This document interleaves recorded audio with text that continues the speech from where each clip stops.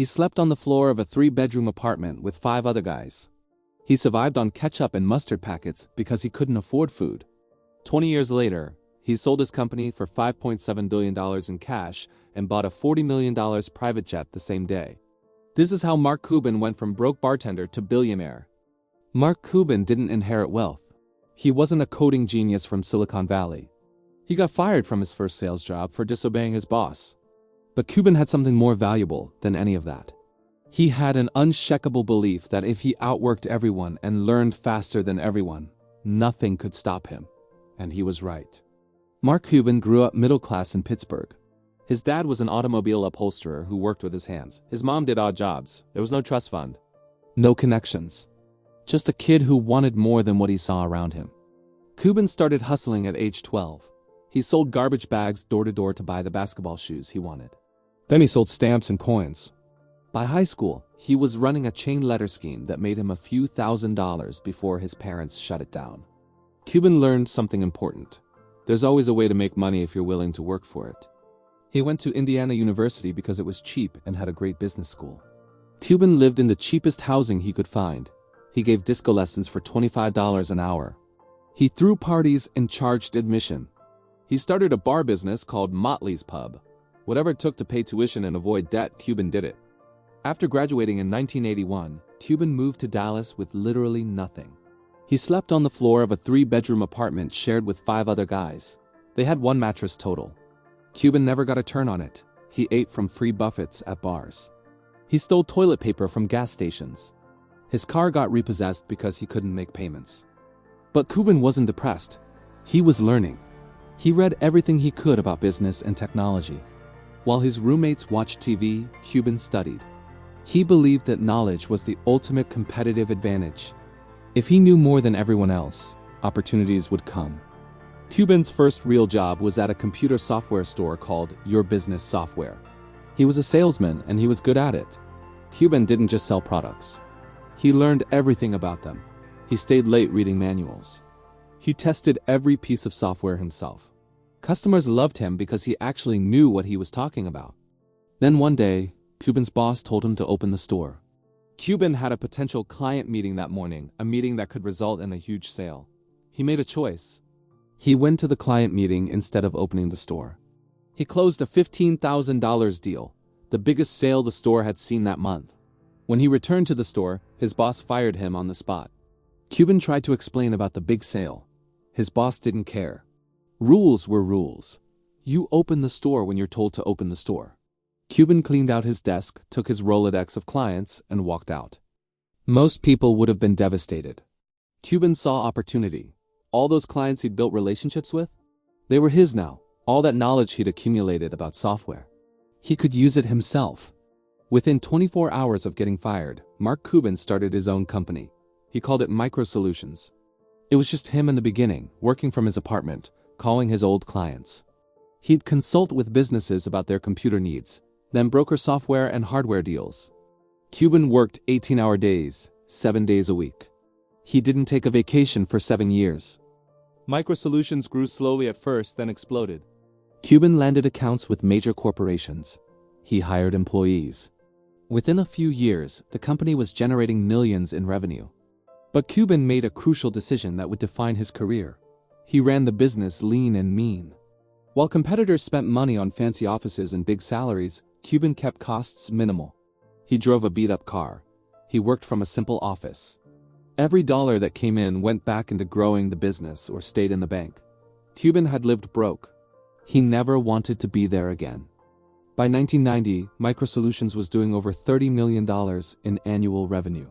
Cuban owned the whole company. That's when CompuServe came calling with an acquisition offer. They wanted to buy MicroSolutions for $6 million. Cuban was only 32 years old. He negotiated the deal himself. When it closed, Mark Cuban became a millionaire. After taxes and paying off business debts, he walked away with about $2 million cash. The kid who slept on floors and ate ketchup packets now had more money than he'd ever imagined. Most people would have retired. Cuban was just getting started. He took that $2 million and started investing and looking for the next opportunity. He knew the internet was going to be massive. Everyone was talking about it, but Cuban wanted to do something with it. In 1995, Cuban and his friend Todd Wagner had a problem. They wanted to listen to Indiana University basketball games from Dallas, but couldn't. Radio didn't stream online yet. That frustration sparked an idea. What if you could broadcast anything over the internet? They founded AudioNet in 1995, which later became Broadcast.com. The concept was revolutionary. Broadcast.com would stream live audio and eventually video over the internet. Sports, radio shows, concerts, anything. This was before YouTube, before streaming was normal. Most people still used dial-up modems. Cuban threw everything into it. He recruited engineers and salespeople. He convinced sports teams and radio stations to partner with them. He worked insane hours, often sleeping at the office. Wagner handled operations while Cuban focused on growth and partnerships. The timing was perfect. The internet was exploding. Everyone wanted to be part of the dot-com boom. Broadcast.com went public in 1998, and the stock skyrocketed from $18 to $62 on the first day of trading. Cuban and Wagner were suddenly worth hundreds of millions on paper. Then Yahoo came calling. It was 1999, the height of dot-com mania. Yahoo offered $5.7 billion in stock to buy Broadcast.com. Cuban and Wagner's shares would be worth about $1.4 billion each. But there was a catch. The deal was in Yahoo stock, and there was a lockup period where they couldn't sell. Cuban made the smartest financial move of his life. He used financial instruments called collars to essentially lock in the value of his Yahoo stock. When the dot-com bubble burst and Yahoo stock crashed from $118 to $8, Cuban's wealth was protected. While other dot-com millionaires lost everything, Cuban walked away with billions in cash.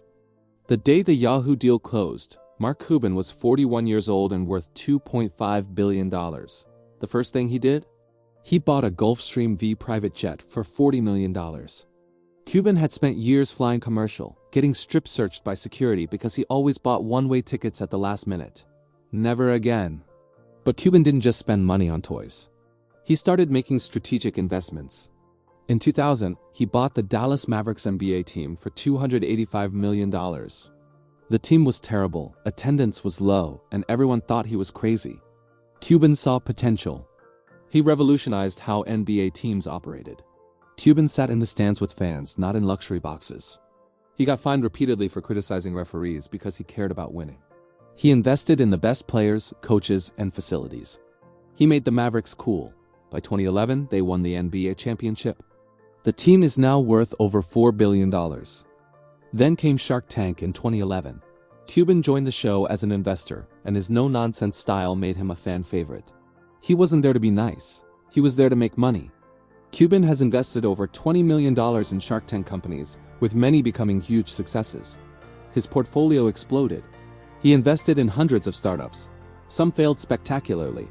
But Cuban's winners more than made up for the losses. He backed companies in tech, healthcare, entertainment, and sports. He diversified across industries, never putting all his eggs in one basket. Mark Cuban lives by principles that made him successful.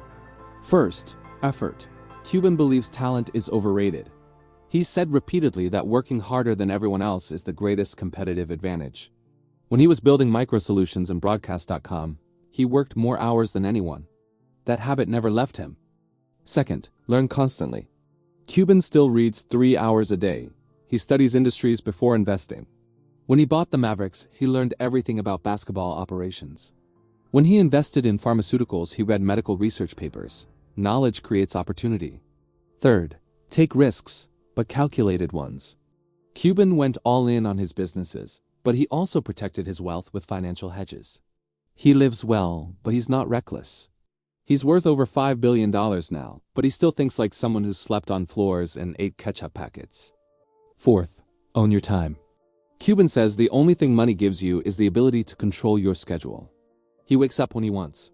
He works on projects he cares about. He turned down countless opportunities because they didn't interest him. Freedom is the real luxury. Cuban became known for controversial opinions. He spoke out about politics, economics, and social issues. He wasn't afraid to be wrong or get criticized. He'd rather be authentic than politically correct. That authenticity made him relatable despite being a billionaire. Today, Mark Cuban is worth approximately $5.4 billion. He owns the Dallas Mavericks. He's the most successful investor on Shark Tank. He has stakes in hundreds of companies. His face is recognizable worldwide. Not bad for a kid who got fired from a sales job. But Cuban's real legacy isn't the money. It's the proof that you don't need advantages to win. No Ivy League degree. No rich parents, no Silicon Valley connections. Just work ethic, continuous learning, and the courage to bet on yourself when everyone thinks you're crazy. His Shark Tank investments have created thousands of jobs. His Mavericks brought a championship to Dallas. His cost-plus drugs company is trying to lower prescription drug prices for Americans. Cuban uses his wealth and platform for causes he believes in, even when they're unpopular. He's also brutally honest about failure. Cuban talks openly about the businesses he started that failed, the investments that lost money, the times he was wrong. He doesn't pretend to be perfect. That honesty makes his success story more believable and inspiring. Mark Cuban slept on apartment floors because he couldn't afford a mattress. He survived on condiment packets and free bar food. He got fired for closing a big sale. 30 years later, he's worth over $5 billion and owns an NBA team. His secret wasn't luck or genius. It was relentless work ethic and continuous learning. While everyone else went home at 5 p.m., Cuban stayed until midnight studying. While others spent money trying to look successful, Cuban saved and invested. While others followed rules, Cuban found his own path. Cuban proved that effort beats talent when talent doesn't work hard. That knowledge beats connections when you outlearn everyone. That getting fired can be the best thing that ever happens if you use it as fuel. The bartender who served disco lessons became a billionaire because he refused to accept limitations. That's not just a business story. That's what happens when someone bets everything on themselves and works harder than everyone else around them. Mark Cuban didn't wait for opportunities. He created them.